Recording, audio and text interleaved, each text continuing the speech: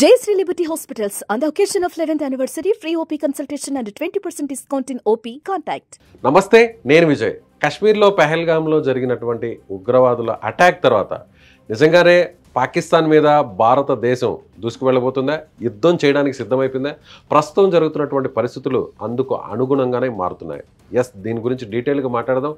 మనతో పాటు ఉన్నారు రిటైర్డ్ ఆర్మీ ఆఫీసర్, అలాగే మేజర్ హర్షవర్ధన్ చావా. నమస్తే సార్. నమస్తే.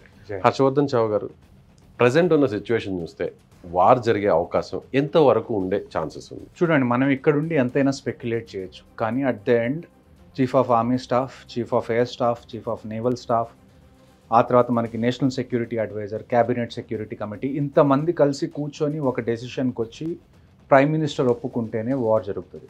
ఇక్కడ మనం చూసుకోవాల్సిన విషయం ఏంటి అంటే, లాస్ట్ కొన్ని సంవత్సరాలుగా ఎప్పుడైతే రష్యా యుక్రెయిన్ వార్ జరిగిందో, లేకపోతే ఇజ్రాయెల్ పాలెస్తీన్ వార్ జరుగుతుందో, ఇది జరిగిన ప్రతిసారి ఇండియా మధ్యలో జోక్యం చేసుకొని మనం వార్ అనే దానికి వెళ్ళకూడదు, మనం ఏదన్నా ఉంటే మాట్లాడుకొని దాన్ని కరెక్ట్ చేసుకోవాలి అని చాలాసార్లు చెప్పిన సందర్భాలు ఉన్నాయి. అలాగ మిగతా వాళ్ళందరికీ చెప్పి ఇప్పుడు మనం వార్కి వెళ్ళగలమా అంటే, మనం ఇది కంటిన్యూస్గా 75 years నుంచి స్ట్రగుల్ అవుతూనే ఉన్నాం. మనం ఫస్ట్ టైమే వార్కి వెళ్ళలేదు. ఇంత మిమ్మల్ని ఎవరన్నా ఇబ్బంది పెట్టిన తర్వాత ఎవరికైనా వార్కి వెళ్ళిపోయి ఫర్ వన్స్ అండ్ ఆల్ ఈ ప్రాబ్లమ్ని క్లియర్ చేయాలి అని చెప్పి ఖచ్చితంగా ఉంటుంది. ఒకవేళ వార్ అవుతుందా అవ్వదా అన్నది మీరు ఇక్కడ కూర్చొని డిసైడ్ చేయలేము. కానీ సిచ్యువేషన్స్ ఎలా అనిపిస్తున్నాయి? ఎయిర్ స్పేస్ క్లోజ్ చేసింది, మన ఇండియా కూడా సింధు జలాల ఒప్పందాన్ని రద్దు చేసేసింది. చూడండి, అలాగే త్రివిధ దళాలను కూడా అలర్ట్ చేసింది. ఇప్పటికే ఐఎన్ఎస్ కూడా మనకి అరేబియా సముద్రంలోకి ఎంటర్ అయింది. సో ఇవన్నీ సిచ్యువేషన్స్ చూస్తుంటే ఫైటర్ జెట్స్ కూడా రెడీ అవుతున్నాయి, ఆల్ టీమ్స్ని అలర్ట్ చేశాయి. అంటే ఈ సిచ్యువేషన్ ముందు, వార్ ముందు ఇలాంటి సిచ్యువేషన్స్ ఏమైనా ఉంటాయా? చూడండి, ఒక ఆర్మీ ఆఫీసర్ ఇవన్నీ చూసిన తర్వాత నాకేమనిపిస్తుంది అంటే, అట్లీస్ట్ మేబీ 1.5 month లోపల పెద్దది ఏదైనా ఖచ్చితంగా జరుగుతుంది. ఇప్పుడు ఎలాగైతే పుల్వామా జరిగినప్పుడు మనకి బాలాకోట్ ఎయిర్ స్ట్రైక్స్ జరిగినాయో, ఉరి జరిగినప్పుడు సర్జికల్ స్ట్రైక్స్ ఎలా జరిగినాయో, ఈసారి కూడా ఏదో ఒకటి ఖచ్చితంగా పెద్ద రేంజ్లో చేయడానికి చాలా ఛాన్సెస్ ఉన్నాయి. కానీ అది ఫుల్ ఫ్లెడ్జ్డ్ వార్ అవుతుందా? ముందు మనకి డిఫరెన్స్ తెలియాలి. వార్ అంటే ఏంటి, ఆపరేషన్ అంటే ఏంటి. వార్ అంటే ఎలాగుంటుంది అంటే, మనకి ఫర్ ఎగ్జాంపుల్ ఇప్పుడు కాశ్మీర్లో ఎల్సీ ఉంది. మీరు వార్ చేసి ఆ ఎల్సీని పుష్ చేయొచ్చు, కానీ చిన్న ఆపరేషన్ చేసి మీరు ఆ లైన్ ఆఫ్ కంట్రోల్ని పుష్ చేయడం అంటే కష్టం. వార్ జరుగుతుందా జరగదా అన్నది ఇప్పటికీ నేను కరెక్ట్గా ఒక కంక్లూజన్కి అయితే నేను రాలేదు. కానీ ఒక విషయం మీకు ఖచ్చితంగా ఏం చెప్పగలనంటే, ఒకవేళ వార్ జరిగితే మేము ఇంకా రిజర్వ్ లిస్ట్లోనే ఉన్నాం. ఆర్మీ నుంచి ఎవరు రిటైర్ అయినా కానీ కొన్ని సంవత్సరాల వరకు వాళ్ళు ఆర్మీ రిజర్వ్ లిస్ట్లోనే ఉంటారు.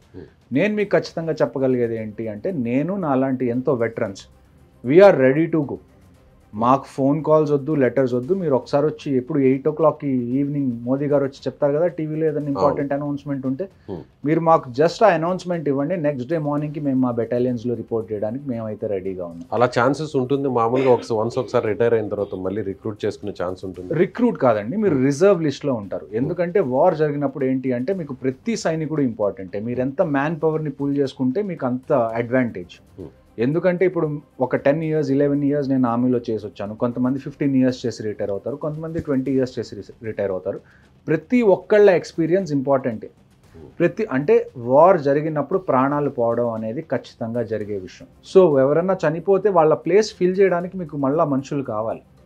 అలాంటి టైం కోసమే రిజర్వ్ అనేది ప్రతి కంట్రీ ఆర్మీ దగ్గర ఒక రిజర్వ్ లిస్ట్ అనేది ఉంటుంది. మీరు ఆర్మీ నుంచి వెళ్ళిపోయిన తర్వాత కొన్ని సంవత్సరాల వరకు మీరు ఆ రిజర్వ్ లిస్ట్లో ఉంటారు. అలా మీకు ఎంత వరకు ఉంటుంది? నాకు ఇంకా 4 years వరకు ఉంది. 4 years వరకు నేను ఇప్పుడు యాజ్ ఆఫ్ నౌ ఇప్పుడు కాల్ వస్తే వెళ్ళడానికి హర్షవర్ధన్ చావా గారు రెడీగా?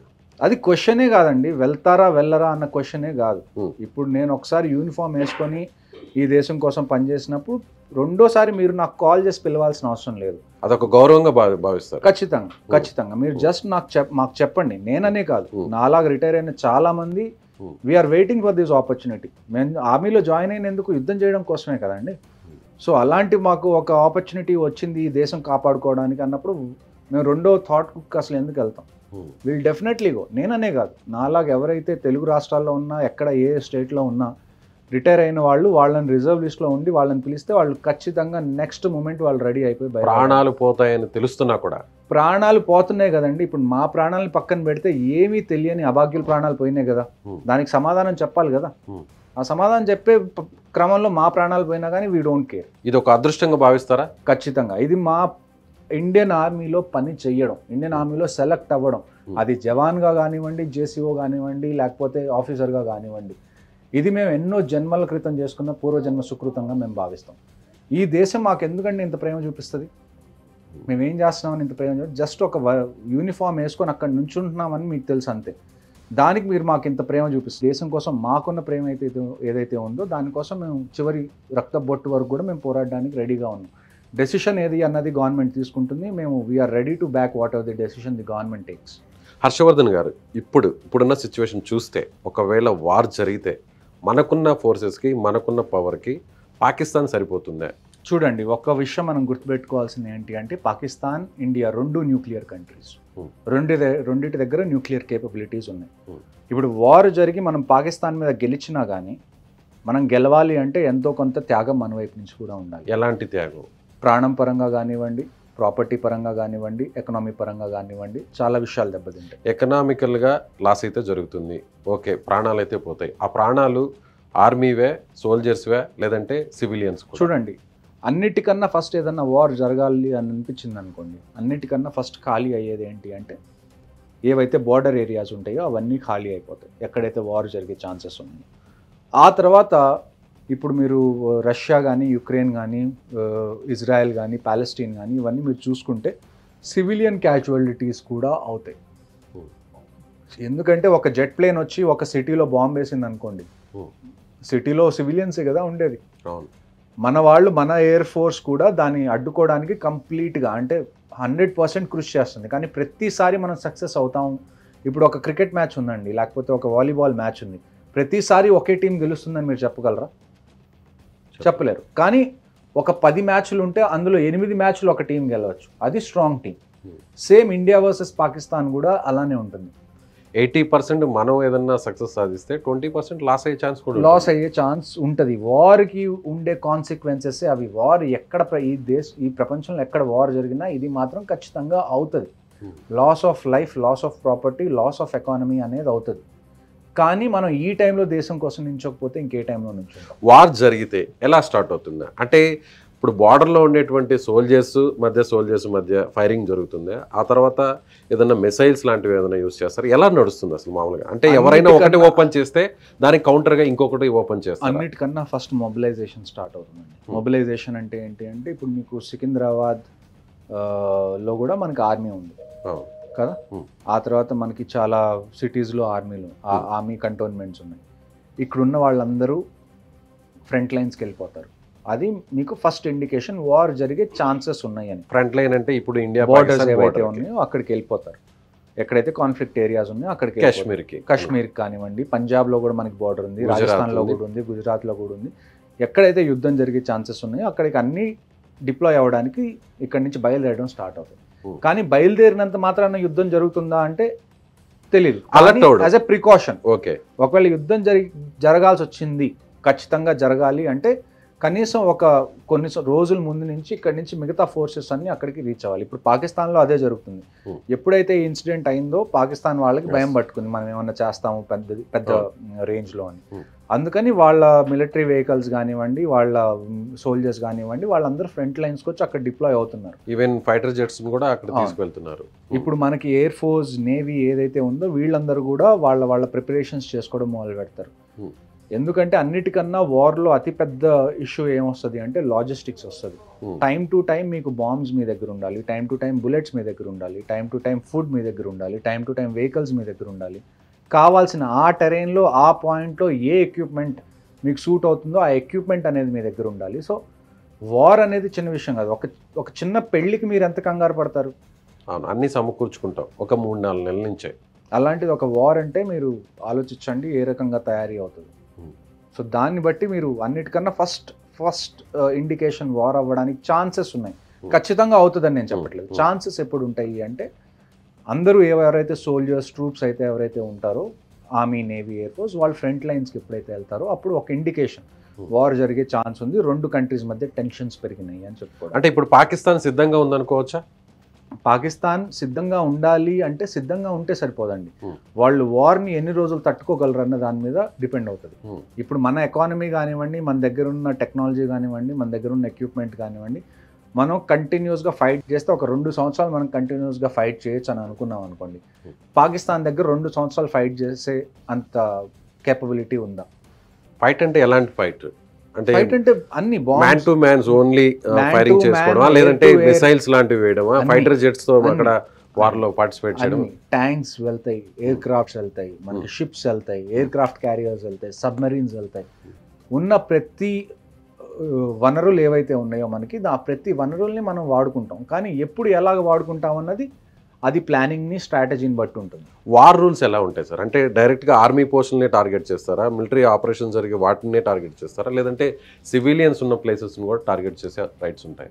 చూడండి, వార్ రూల్స్ అనేవి రూల్స్ మీరు ఎంతైనా పెట్టండి, ఒకసారి వార్ జరిగినప్పుడు it is bound to be dirty. War అంటేనే మనకి ఏదైనా జరగచ్చు. అలాంటి చోట మీరు రూల్స్ ఫాలో అవుతారా, వాళ్ళు రూల్స్ ఫాలో అవుతారా అని ఆలోచించడం కూడా వేస్ట్ అని నన్ను అడిగితే. అట్ ది ఎండ్ మనకు కావాల్సింది ఏంటి అంటే మనకి విక్టరీ కావాలి. ఇది ఒక క్రికెట్ మ్యాచో లేకపోతే ఒక స్పోర్ట్స్ మ్యాచో కాదు, మీరు ఓడిపోయినా కానీ పర్లేదులే నెక్స్ట్ టైం చూసుకుందాం అని అనుకోవడానికి. నేను చెప్పేది ఏంటంటే if you have to play dirty we will play dirty. మాకేమి ఇబ్బంది లేదు. అట్ ది ఎండ్ మాకు కావాల్సింది ఏంటి అంటే ఈ ప్రాబ్లం మాటికి మన మీదకి రాకుండా ఉండాలంటే ఏం చేయాలో అది చేయడానికి, ఒకవేళ గవర్నమెంట్ వారే ఫైనల్ డెసిషన్ అని అనుకుంటే we will support them and we will go to the front lines. మళ్ళీ ఇలాంటి ఉగ్రవాదం రాకుండా చేయాలంటే ఉగ్రవాద స్థావరాలు ఎక్కడున్నాయో ఆ ప్లేస్ని మన కంట్రోల్లోకి తీసుకుంటే ఎలా ఉంటుంది? జస్ట్ లైక్ పిఓకేలో చాలా బేస్ లాంచ్ ప్యాడ్స్ ఉన్నాయి, చాలా మదర్సాస్ ఉన్నాయి. అక్కడి నుంచి అయితే ఈ టెర్రరిస్ట్ని వాళ్ళు మ్యానుఫ్యాక్చర్ చేస్తారు, వాళ్ళని బ్రెయిన్ వాష్ చేసి. కానీ కలుపు మొక్కకి నీళ్లు పోస్తుంది ఎవరు? Pakistan army, ISI. సో ఇన్ని రోజులు మనం చేసిన ఒక తప్పు ఏంటి అంటే ఆర్మీ హెడ్ క్వార్టర్స్ రావల్పిండిలో చేయాల్సిన ఫైట్ మనం శ్రీనగర్లో చేస్తున్నాం. మీకు అర్థమైందని నేను చెప్పింది? ప్రాబ్లం ఎక్కడుందో అక్కడికి వెళ్ళి మనం ఫైట్ చేయట్లేదు, ప్రాబ్లం ఎక్కడికి వస్తుందో అక్కడికి వచ్చి ఫైట్ చేస్తున్నాం. మన దగ్గరే ఉండి మనం బయట నుంచి వచ్చే వాళ్ళతో ఫైట్ చేస్తున్నాం, మనం మాత్రం ఎక్కడికి బయటికి వెళ్ళి ఫైట్ చేయట్లేదు. ఎన్ని రోజులు అని చెప్పి మీరు ఈ హిస్టరీ ఫ్యాక్ట్స్తో కూర్చుంటారు? India is the only country which never invaded any other country అని. శాంతి కాముకులం, ఒక చెంప చూపిస్తే ఇంకో చెంప చూపించే తత్వం మనది. ఇలాంటివన్నీ అవసరం లేదంటారు ఇప్పుడున్న situation.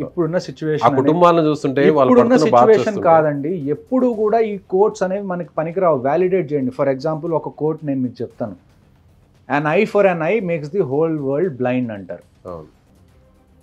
That's a very stupid argument. An eye for an eye makes the competition equal. అవునా కదా? ఇప్పుడు అంతే కదా, ఇద్దరున్నారు, ఒక వ్యక్తి కన్ను నేను పీకేశాను, నేను రెండోసారి వాడి మీదకి వెళ్ళేటప్పుడు నాకు అడ్వాంటేజ్ ఉంటుందా ఉండదా? ఉంటుంది. అదే వాడు కూడా నా కన్ను పీకేస్తే ఇప్పుడు కాంపిటీషన్ ఈక్వల్ అయింది కదా. వాడు తప్పు చేస్తే తప్పులేదు, మనం కూడా తప్పు చేయొచ్చు. వాడు ఏం చేశాడు అది కూడా మనం చేయొచ్చు, తప్పులేదు. మరి అలాంటప్పుడు ఇది చూడండి, కానీ మన ఇండియన్ బ్లడ్లో మన ఒక పౌరుడిగా సిటిజన్గా మనం మాట్లాడితే కూడా అవతల వాళ్ళు చంపినంత ఉదాసీనంగా మనం చంపలేము మనుషుల్ని. చూడండి, అది పాకిస్తానీ అయినా వేరే అదర్. ఒక సైకలాజీలో ఒక టర్మ్ ఉంటుంది, నేచర్ వర్సెస్ నర్చర్. నేచర్ అంటే మీరు పుట్టుకతో మీకు ఉన్న నేచర్ ఏంటి, లేకపోతే బేసిక్గా ఏ ఇన్ఫ్లుయెన్స్ లేకుండా మీకున్న నేచర్ ఏంటి. నర్చర్ అంటే మీరు లైఫ్లో పెరిగే కొద్దీ ఎదిగే కొద్దీ మీరు చూసిన వాతావరణం మీకు ఒక మైండ్ సెట్ చిన్నగా ఏర్పడుతుంది. సో అట్ ది ఎండ్ మీరు గ్రౌండ్ లెవెల్లో చూసుకుంటే it's a fight of mind sets. మీరు ఏదైతే ఇప్పుడు అంటున్నారో ఇండియా వాళ్ళు మనం అంతలా చంపలేము అది ఇది అని అనుకుంటే మీరు యాక్చువల్గా ఆర్మీ ఆపరేషన్స్ చూడలేదు. మన దగ్గర కూడా చాలామంది ఉన్నారు. మనం ఏంటి అంటే ఒక పబ్లిక్ స్పేస్లో అలాగ పిచ్చిగా మాట్లాడడం మనం చెయ్యం కాబట్టి మనం అలా చేయగలం అని చెప్పి ఎవరికీ తెలియదు. కానీ గ్రౌండ్ మీద చేయాల్సి వస్తే చాలా దారుణంగా చేసే వాళ్ళు చాలామంది ఉన్నారు మనం చెయ్యాలి అని అనుకుంటే. రైట్ సార్, ఇప్పుడు పిఓకేని ఆక్యుపై చేసే కెపాసిటీ మనకు ఉందా? ఒకవేళ ఆక్యుపై చేయాలంటే ఎన్ని రోజులు ఆక్యుపై చేయొచ్చు మన దగ్గర ఉన్నటువంటి బలం చూస్తే? సైనికులు చూడండి, ఆక్యుపై చేయాలి, కేపబిలిటీస్ మన దగ్గర ఉన్నాయి. కేపబిలిటీస్ కన్నా మనకి కావాల్సింది ఏంటి అంటే డెసిషన్, విల్ పవర్. గవర్నమెంట్ ఒకసారి army, navy, air force, coast గార్డ్కి చెప్పింది మీరు కావాల్సింది చెయ్యండి, మాకు పిఓకే కావాలి అని. బంగ్లాదేశ్ని మనం వేరు చేయలేదా అండి? బంగ్లాదేశ్ పాకిస్తాన్తో ఫైట్ చేసి బంగ్లాదేశ్ ఒకప్పుడు ఈస్ట్ పాకిస్తాన్, వాళ్ళకి స్వాతంత్రం ఇచ్చింది మనమే. బంగ్లాదేశ్ పిఓకేతో పోల్చుకుంటే ఎంత పెద్దది, చాలా పెద్దది కంపారిటివ్గా. మనం ఒకసారి చేసినప్పుడు ఇంకోసారి చేయలేమా? మనం చేయగలం. కానీ మనకు దానికి కావాల్సింది ఏంటంటే అన్నిటికన్నా ఇంపార్టెంట్ కేపబిలిటీస్ కన్నా పొలిటికల్ విల్ అనేది చాలా ఇంపార్టెంట్. కానీ ఇప్పుడు ఉన్నటువంటి ప్రభుత్వం ఆ పరంగా డెసిషన్ తీసుకునేటువంటి ఛాన్సెస్ ఉన్నాయనుకోవచ్చు కదా. అది ఇక్కడుండి మనం మాట్లాడుకోవడం అంటే నేను ఎంత, ఒకవేళ ఆ ఛాన్స్ వస్తే నిజంగా పబ్లిక్ నుంచి మొత్తం 140 కోట్లలో ఉన్నటువంటి మన జనాభా అంతా కూడా మేజర్గా ఖచ్చితంగా పీఓకేని తీసుకోవాల్సిందే అనేటువంటి ఒక డిమాండ్ రేజ్ అయితే, దాని పరంగా ఒకవేళ గవర్నమెంట్ డెసిషన్ తీసుకుంటే ఎన్ని రోజుల్లో పీఓకేని మన కంట్రోల్లోకి తీసుకునే ఛాన్సెస్ ఉంటాయి? చూడండి, టైం పట్టచ్చు, ఖచ్చితంగా టైం పడుతుంది. ఎందుకంటే ఇప్పుడు మనం రష్యా యుక్రెయిన్ ఒకసారి చూసుకున్నాం అనుకోండి, ఆల్మోస్ట్ 3 years పైన అవుతుంది వార్ స్టార్ట్ అయ్యి. And they have moved nowhere. అంటే పెద్ద అడ్వాన్స్ అయిన ఏం జరగట్లా. అంటే ఒక బార్డర్ ఉంటే కొద్దిగా అటు వెళ్తున్నారు, కొద్దిగా ఇటు వస్తున్నారు, అక్కడక్కడే టచ్ ఆడుతున్నారు తప్ప యుక్రెయిన్ మొత్తాన్ని వాళ్ళు ఇప్పటికీ క్యాప్చర్ చేసుకోగలిగారా? చేసుకోలేదు. సో కొన్నిసార్లు ఏమవుతుందంటే ఇలాంటి military operations can go for a very long time. 1 year పట్టచ్చు, 2 years పట్టచ్చు. అంత టైం పడుతుంది సార్? అంత టైం పడుతుందండి, ఆబ్వియస్గా పడుతుంది. మీ దగ్గర ఉన్న రిసోర్సెస్ అన్ని ఖర్చు అయిపోతూ ఉంటాయి చిన్నగా. మీరు కొత్త రిసోర్సెస్ని తెచ్చుకోవాలి. మీరు అన్నారు బంగ్లాదేశ్ కంటే చిన్న ప్లేస్ పీఓకే అని. మన దేశంలో ఉన్న ఒక రాష్ట్రంతో పోలిస్తే ఎంత వైశాల్యంలో ఉంటుంది పీఓకే? నార్త్ ఈస్ట్లో ఉన్న ఒక చిన్న స్టేట్తో మీరు పోల్చుకోవచ్చు, త్రిపురానో సిక్కిం అలాంటి చిన్న ప్లేస్. మరి అంత చిన్న ప్లేస్ని ఆక్యుపై చేసుకోవడానికి ఇంత టైం పడుతుంది ఇంత స్ట్రాంగ్గా ఉన్న ఇండియాకి? ఎందుకు అంటే రెండు వైపులా మిలిటరీ ఉంది కదండి. మనం ఓవర్గా వెళ్ళిపోవడం కాదు కదా. We also have to fight జరిగినప్పుడు, వార్ జరిగినప్పుడు మన ఎక్విప్మెంట్ పాడైపోతుంది. కొత్త ఎక్విప్మెంట్ మీకు కావాలి, సోల్జర్స్ చనిపోతారు, మళ్ళీ కొత్త సోల్జర్స్ కావాలి, రిక్రూట్మెంట్స్ భయంకరంగా జరుగుతాయి ఆ టైంలో, వాళ్ళని ట్రైన్ చేయాలి. సో ఇది మీరు సినిమాల్లో చూసినట్టు ఇవాళ మనం అనుకున్నాం రేపు మార్నింగ్ ట్యాంక్లు వేసుకొని వెళ్ళిపోయి మొత్తం మంది అవుతుందా అంటే that's not how war happens. అంతెందుకండి, మీరు ఒక చిన్న హైదరాబాద్లోనో పాత బస్తీలోనో ఎక్కడన్నా అల్లర్లు జరిగినాయి, పోలీసులకు ఎన్ని రోజులు పడుతుందండి కంట్రోల్ చేయడానికి? టైం పడుతుందా పట్టదా? పడుతుంది. కనీసం ఒక వారం రోజులు మీరు కర్ఫ్యూ విధిస్తే తప్ప అక్కడ సిచ్యువేషన్ కంట్రోల్లోకి రాదు. సో కర్ఫ్యూ విధిస్తే అది. కానీ ఇక్కడ మీరు కర్ఫ్యూ విధించడానికి కూడా లేదు. ఎందుకంటే ఇక్కడ పోలీస్ ఉంది, ఒక్క పోలీస్ డిపార్ట్మెంటే, వాళ్ళే అన్నిటికన్నా టాప్, వాళ్ళు ఏ చెప్తే అది చేయాలి. కానీ మీరు పీఓకే దగ్గరికి వెళ్ళినప్పుడు మీరు ఒక్క ఆర్మీనే కాదు కదా ఉంది, ఎదురుగా మీకు పాకిస్తాన్ ఆర్మీ కూడా ఉంది. So there will be conflict. So మీకు అంత తొందరగా అయిపోతుందా అంటే మూవీస్లో అయినట్టు అలా అవ్వదు. It will take time. నిజంగా అదే జరిగితే సామాన్య పౌరుల మీద కూడా భారం పడే అవకాశం ఉంది. ఇక్కడ కూర్చున్నటువంటి మన తెలుగు స్టేట్స్లో కూడా ప్రతి భారతదేశ పౌరుడి మీద ఆ ఇంపాక్ట్ ఉంటుంది. చూడండి, వార్ అనేది చాలా ఖర్చుతో కూడుకున్నటువంటి విషయం. ఇప్పుడు ఆల్రెడీ ఏదైతే ఎకానమీ ఉందో ఆ ఎకానమీ దెబ్బతింటుంది కొద్ది గొప్ప. దానికి తోడు మనకి ఖర్చు పెరుగుతుంది, మనకి ఎక్విప్మెంట్ కావాలి. కొన్నిసార్లు ఇలాంటి టైంలోనే ఏమవుతుందంటే కొన్ని కంట్రీస్ మన అడ్వాంటేజ్ తీసుకోవచ్చు మనల్ని, ఎందుకంటే మనకి ఎక్విప్మెంట్ తొందరగా కావాలి. అలాంటి టైంలో మనం ఆ కంట్రీస్ని ఎక్విప్మెంట్ అడిగినప్పుడు వాళ్ళు కొన్ని కండిషన్స్ పెట్టచ్చు, ఎందుకంటే వాళ్ళకి తెలుసు వీళ్ళకి ఇప్పుడు అర్జెంట్గా కావాలి అని చెప్పి. సో లాస్ట్ టైం కూడా నేను మీతో మాట్లాడినప్పుడు మేక్ ఇన్ ఇండియా అనేది ఎందుకు ఇంపార్టెంటో అందుకే చెప్పింది. ఒకళ్ళ మీద మనం డిపెండ్ అవుతున్నాము, ఎంత డిపెండ్ అయితే ఇలాంటి కఠినమైన టైం వచ్చినప్పుడు మనకి డిసడ్వాంటేజ్ దానివల్ల. ఇప్పుడు అమెరికా ఉక్రెయిన్ ప్రెసిడెంట్కి జరిగినటువంటి ఆ సంభాషణ ఒక ఉదాహరణగా చెప్పొచ్చా? ఖచ్చితంగా చెప్పచ్చు. ఇప్పుడు యుక్రెయిన్ ఏం చేసి చులకన చేసి మాట్లాడు, అప్పటి వరకు అమెరికా సపోర్ట్ ఉంటుందని భావించిన ఉక్రెయిన్కి లాస్ట్లో అందరి ముందు మీడియా ముందు ఆ విధంగా చులకన చేసి మాట్లాడడం. సో ఆ తర్వాత ఇప్పుడు అమెరికా ఇండియాని అలాగ చులకన చేసి మాట్లాడే అంత ధైర్యం ఎవరికి లేదు. అలాంటి రోజు కూడా మనం తెచ్చుకోం. We respect our selves and we make sure the world respects us. Okay, కానీ మనకి టైంకి అన్నీ దొరుకుతాయా? ఒకవేళ టైంకి దొరికినా బిహైండ్ ద కర్టెన్స్ ఏ రూల్స్ మీద ఒప్పుకోవాల్సి వచ్చింది. సో ఇలాంటివి చాలా ఉంటాయి.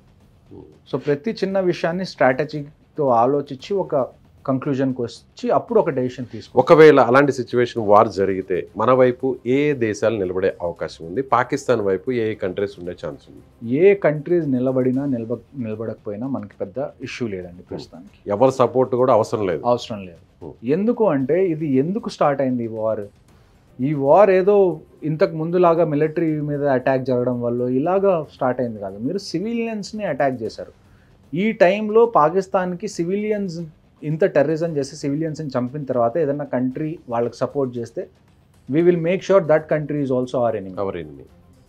సో నాకు తెలిసి ఇంతకుముందు యుఎస్ ఒకప్పుడు పాకిస్తాన్కి బాగా సపోర్ట్ చేశారు, కానీ ఇప్పుడు ఆ సిచ్యువేషన్ లేదు. సో యుఎస్ పాకిస్తాన్కి సపోర్ట్ చేయట్లేదు, రష్యా ఎలానో మనకు సపోర్ట్ చేస్తుంది.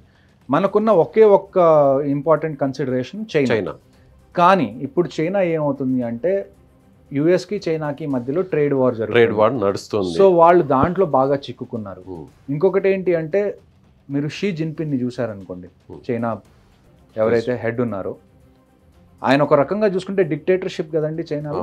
ఆయన చైనాకి దేవుడు, ఒక రకంగా రాజు దేవుడు అనొచ్చు, రాజు కన్నా కూడా ఆయనే ప్రధానమంత్రి, ఆయనే మొత్తం. అలాంటి ఆయన ఇప్పుడు మలేషియా వియత్నాం తిరగాల్సి వస్తుంది ఆయనంతటా ఆయన సపోర్ట్ కోసం. అమెరికా మాతో ఇలా చేస్తుంది, మీరు అమెరికాను వదిలేసి మాతో కలవండి అని. ఈవెన్ ఇన్ఫాక్ట్ వాళ్ళు పిఎం మోదీని కూడా మాట్లాడడానికి పిలిచారు ఈ మధ్య కాలంలో. మీరు చైనా రండి, షీ జిన్పిన్ మీరు మాట్లాడుకోండి అని. సో చైనా కూడా ఇప్పుడు మనల్ని ఏమన్నా అనడానికి ఛాన్స్ లేదు. ఎందుకంటే మనకి పడిన దెబ్బ ఆర్మీ మీద పడిన దెబ్బ కాదు, సివిలియన్స్ మీద పడిన దెబ్బ. దాని అర్థం ఏంటంటే they have cross the line. ఇప్పుడు కూడా ఎవరన్నా పాకిస్తాన్కి సపోర్ట్ చేశారా ఇంత జరిగిన తర్వాత కూడా? we will make sure, the Indian government and the Indian army will make sure that the other countries also in our enemies list. ఈ సందర్భంగా ఇంకొక విషయాన్ని కూడా మీ దృష్టికి తీసుకురావాలి సార్. పాక్ ఉప ప్రధాని రీసెంట్గా ఆయన స్టేట్మెంట్ చూస్తే అక్కడ జరిగింది అటాక్ చేసింది స్వాతంత్ర సమర యోధులు, కాశ్మీరీ స్వాతంత్ర సమర యోధులు అన్నారు. అంటే అంత చులకన వాళ్ళకి. అలాగే ఢిల్లీలో ఉన్నటువంటి ఎంబసీలో కేక్ తీసుకెళ్తున్నారు. అది ఏ ఇష్యూ అయినా కావచ్చు, కావచ్చు. ఇలాంటి ఒక ఇష్యూ జరిగినప్పుడు మీ అందరికి ఇవన్నీ కళ్ళకు కనపడతాయి. ఇంత చులకన మరి కోల్పోతే. ఎందుకంటే మీరు ఒక 4 వారాలు అయిపోయిన తర్వాత మళ్ళీ మీకు ఇండియా పాకిస్తాన్ క్రికెట్ మ్యాచ్ కావాలి కదండి, మర్చిపోతాం. ప్రజలది కంటిన్యూస్గా సపోర్ట్ ఉంటేనే ఏ గవర్నమెంట్ అయినా ఏదైనా చేయగలదు. మీరు ఇప్పుడు ఇవాళ ఒక 4 రోజులు క్యాండిల్ మార్చ్ చేసేసి 4 నెలల తర్వాత మళ్ళీ మాకు ఇండియా వర్సెస్ పాకిస్తాన్ క్రికెట్ మ్యాచ్లు కావాలి, హైదరాబాద్కి పాకిస్తాన్ క్రికెట్ టీం వస్తే మేము ఎయిర్పోర్ట్ దగ్గరికి వెళ్ళి వాళ్ళ వెనకాల సంకల్ నాపుతామంటే కుదరదు. కానీ నిజంగా నాకు కూడా ఆ పెయిన్ ఉంది సార్. అంటే నేను ఫ్యామిలీతో వెళ్ళాను ఇదే బైసరన్ ప్రాంతానికి, ఎక్కడైతే టూరిస్టులను చంపారో ఆ ప్లేస్లో నా ఫ్యామిలీతో, నా పాపతో ఉన్నాను, పిల్లలతో చాలా ఓపెన్గా ఫ్రీగా. మా పిల్లలు అయితే 2-3 కిలోమీటర్లు తిరుగుతూ 1 గంట వాళ్ళే స్పెండ్ చేసి పిల్లలందరూ.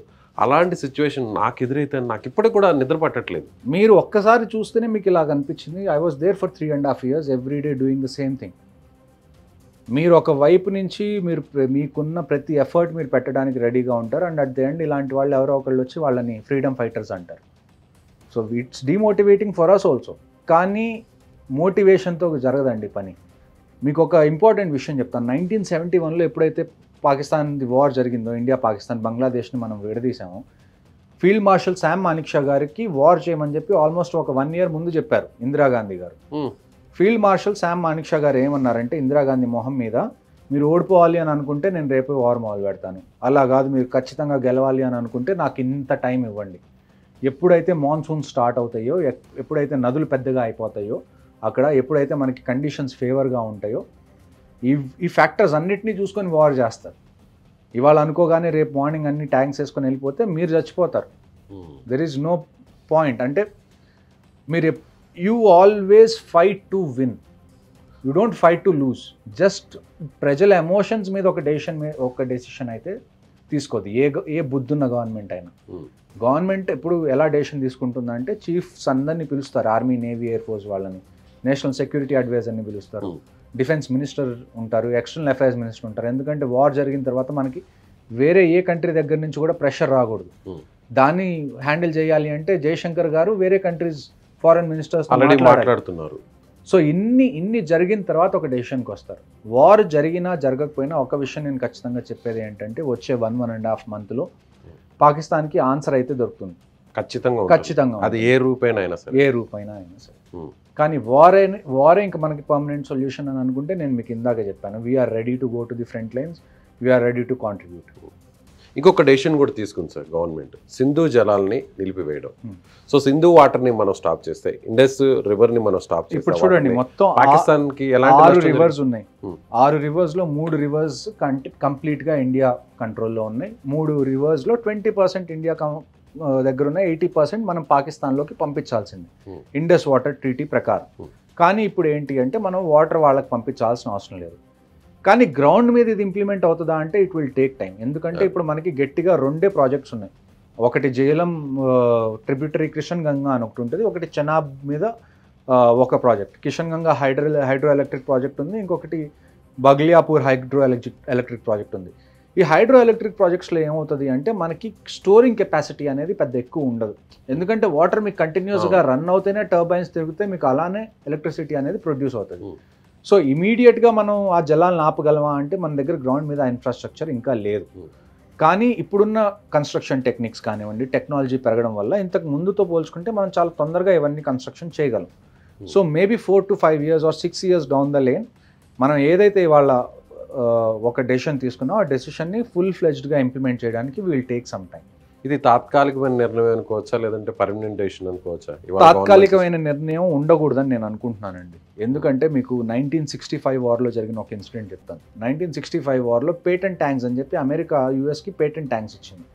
ఆ టైంలో ఆ ట్యాంక్స్ చాలా సుపీరియర్ అనుకునేవాళ్ళు, అంటే ప్రపంచంలోనే అన్నిటికన్నా బెస్ట్ ట్యాంక్స్ అనుకునేవాళ్ళు. అలాంటి ట్యాంక్స్ని మనం 100 ట్యాంక్స్ని దాన్ని ఏమంటారు చల్లా చెదురు చేశాం. అసలుత్తర్ అనే ప్లేస్, పంజాబ్లో అసలుత్తర్ అనే ప్లేస్ ఉంది. ఆ ప్లేస్ని grave yard of pattern tanks అంటారు. అది ఎలా చేసామంటే ఎప్పుడైతే ట్యాంక్స్ ఇండియాలోకి వచ్చినాయో, పొలాల మీదుగా ట్యాంక్స్ వస్తున్నప్పుడు అక్కడ ఒక కెనాల్ ఉంది, ఇచ్చోగిల్ కెనాల్ అని. ఆ కెనాల్ని మనం పేల్చేసాం. పేల్చేసినప్పుడు ఏమైంది అంటే ఆ కెనాల్లో ఉన్న నీళ్ళన్నీ ఆ ఫీల్డ్స్లోకి ఫ్లడ్ అయిపోయి ఆ ట్యాంక్స్ కదలలేని పరిస్థితి, వాళ్ళకి ఆ చైన్స్కి ట్రాక్షన్ దొరకట్లా. సో ఆ టార్గెట్స్ అన్ని స్టేబుల్ టార్గెట్స్ అయిపోయినాయి ట్యాంక్స్. మనం వాటి మీద ఎయిమ్ చేయడం చాలా ఈజీ అయిపోయింది. సో వాటర్ అనేది మనం వెపన్ లాగా యూస్ చేసుకోవాలి, ఇప్పుడు కాకపోయినా ఎప్పుడైనా కానీ. పాకిస్తాన్లో ఒకడు అన్నం తింటున్నాడా లేదా అన్నది మనం నీళ్ళు వదిలిపెడుతున్నామా లేదా అన్న దాని మీద డిసైడ్ అయితే తప్ప వాళ్ళు కంట్రోల్లో ఉండరు. Right sir, thank you so much. So ఇది మేజర్ హర్షవర్ధన్ చావా గారు చెప్తున్నట్టుగా ప్రతి విషయాన్ని కూడా ఆయన చెప్తున్నటువంటి ప్రతి మాట కూడా అందరూ కూడా ప్రతి మాటను కూడా ఆలోచించాలి. నిజంగా ఇప్పుడున్న సిచ్యువేషన్ అలాంటి పరిస్థితులు వస్తే ప్రభుత్వం సిద్ధంగా ఉండాలి, ఆర్మీ కూడా సిద్ధంగా ఉండాలి, అలాగే ప్రజల సపోర్ట్ కూడా పూర్తి స్థాయిలో ఉండాలి. ఎస్, మీరేమనుకుంటున్నారు? మీ కామెంట్ని ఖచ్చితంగా తెలియచేయండి. Thank you so much.